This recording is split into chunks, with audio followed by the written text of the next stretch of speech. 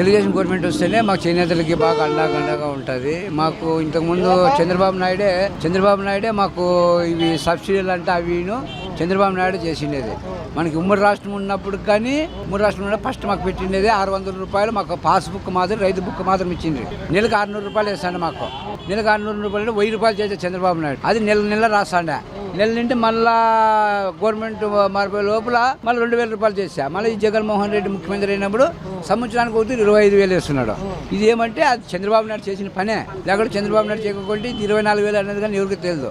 మాకు ప్రతి నెల సబ్సిడీ కింద 2,000 రూపాయలు చంద్రబాబు నాయుడు వేస్తాడు. అంటే నెల వేస్తాడు. ఇది నా గవర్నమెంట్ జగన్మోహన్ రెడ్డి ఏం చేసినాడంటే సంవత్సరానికి ఒకటి వేస్తున్నాడు.